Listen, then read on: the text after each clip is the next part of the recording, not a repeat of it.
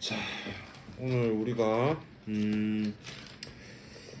이강백 선생님의 희곡 파수꾼에 대한 그 논문을 읽었는데 여기서 다양한 캐릭터들이 이제 등장한 걸로 우리가 이야기를 나눴습니다.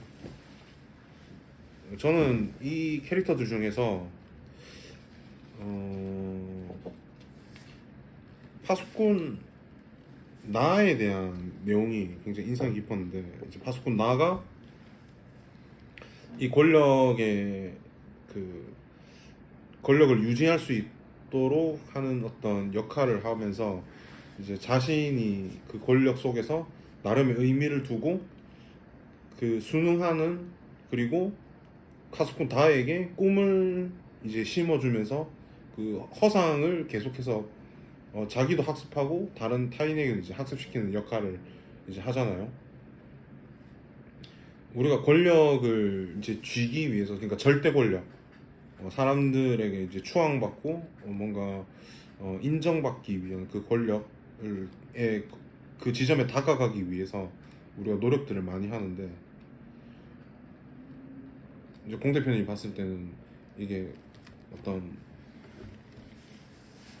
이게 맞는 건가, 이런 생각 혹시, 그러니까 권력에 대해서 공 대표님 어떻게 생각하시는가 좀 듣고 싶습니다. 아니 이게 그 전반적인 지적 수준이 낮을 때는 그러니까 내가 특정 집단에서 권력을 경험해보지 못한 사람은 그 권력에 순응하기 마련이라고 생각해요. 그러니까 이게 조직 지배 알고리즘에 대해서 내가 레퍼런스가 없으면 내가 어떻게 하면은 저기 자리에 올라갈 수 있겠다, 내가 어떻게 하면은 사람들이 내 말이 듣더라, 이런 경험 자체, 권력에 대한 경험 자체가 없으면은 그런 경험을 권력에 순응할 수밖에 없어요. 왜냐하면은 내가 그것을 통제한다는 선택지가 없거든. 그래서 여기 파수꾼이 나오는 것도 폭력 정치, 공포 정치를 한다는 거는 사실 이거 그 당하는 사람들이 선택지가 없었던 거예요. 그것을 이제 나의 성장 지점 자체가, 나의 그런 롤플레이가, 권력을 가진 롤플레이가 없었던 거지. 나의 롤 중에서, 나의 역할 중에서. 그래서 저는 이게 여기서 말하는 것처럼 그 구성원들이 그런 공포 정치가 가능하게 만들어요. 구성원들 자체가 그 폭력 정치를 가능하게 만들거든요. 권력 유지할 수 있도록 동조하는 거죠. 그러니까 이제 걔네들도 이게 물론 이거는 그게 역할적으로 짜놓고 이게 뭐 되게 뭐 은유적으로 표현을 하는 거긴 하지만, 이거는 사실은 지적 수준이 굉장히 낮은 집단이 하는 행동이라고 생각하거든요. 지적 수준이 낮거나 문화적으로 발전을 하지 않았거나 격변이 전혀 없던, 고립되어 있는 어떤 특정 사회에서 나올 법한 그런 행위죠. 근데 그게 사실 우리의 그런 이전의 과거였고, 정부가 수립되기 전에 그 이제 정치나 세력들이 어떤 것을 통제하는 것을 의미하기도 하는데, 저는 이게 좀 소름 돋았던 게 현대에도 비슷한 양상이 있었어요. 그러니까 물론이죠. 나는 이게 요즘에 약간 칼부림 사건 많잖아요. 나 이거 1위 때인가? 나 생각이 들더라고요. 그러니까 공포 정치라는 게 우리가 모두 두려워할 만한 어떤 것이 있다면은 우리가 이제 정서적으로 어떤 것에 기대고 싶어 하잖아요. 그러니까 이제 우리를 기대고 싶은 어떠한 정서, 그러니까 누군가에게 나를 보살펴주고 반드시 지켜줄 걸 찾아야 되는 어떠한 정서를 끌어올리기 위해서 이런 뉴스들을 더 많이 보도되는 게 아닌가. 사실은 더 많은 다른 사건들이 있었을 건데 그것이 우리한테 좀 중점적으로 보도가 되고 그런 것은 좀 불필요하게 구체적으로 지금 보도가 되고 있다고 생각해요. 이거 약간 이상한 그런 세력을 말하는 걸 수도 있긴 한데 굳이 칼로 찌르는 장면이 돌아다니고 굳이 그거를 강화해서 보통의 저는 정상적인 언론이라면은 그 이제 살인 사건이 났습니다. 그래서 잡혀갔습니다. 로 종결되었을 정도의 사건이라고 생각하거든요. 칼부림이 구체적으로 동기가 어쩌고 저쩌고 이제 뭔가를 그 어떠한 그 사람의 특정하고 특정 세력으로 그냥 우리를 독립된 객체로 보는 게 아니라 그 사람의 군중의 어떠한 그룹으로 일반화하더라고요. 이번에 사건의 분석을 할 때. 근데 그 사람의 어떤 그룹인 것처럼 말을 하고 우리 중에 누군가가 될 수 있는 것처럼 이제 해석을 해서 보도를 하는 거예요. 뭔가 촌장처럼 만들어버리는.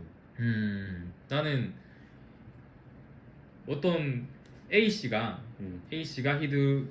묻지마 범죄를 일으켰어 이렇게 해서 이제 잡혔습니다 정도에 되는 건데 무슨 역에서 누구누구가 칼부를 위해서 누구누구를 몇 명을 어떻게 죽여서 이게 뭐 보면 동기가 어떻고 그 사람이 이제 삶이 어떻고 그런 것들을 왜 하는 거지 이걸? 대중들이 궁금해 할 것 같아서 하는 거 아닌가? 아닌가? 아니요. 대중들이 궁금해 할 것 같은 거는 언론 저널리즘에 맞다고 생각하지 않아요. 사람이 좋아할 만한 거를 보도하는 거는 저널리즘이 아니라 생각해요. 하여튼 저는 이게 좀 기형적이라고 생각합니다. 그 다른 사건들도 많을 건데 굳이 이거를 강조해서 하는 거는 뭐 그렇게도 촌장의 일일 때처럼 지금의 공포감을 조장하는 것도 뭐 일련의 관계가 있지 않을까라는 생각이 번뜩 들었어요. 근데 그런 위협을 가하는 어떤 뉴스들이 사실 대중들한테서는 정부 입장에서는 대중들을 지키지 못했다라는 약간 무능력함을 입증하는 거잖아요. 그럼 오히려 제지를 해야 되는데 뭔가 그걸 통해서 공포 정치를 한다?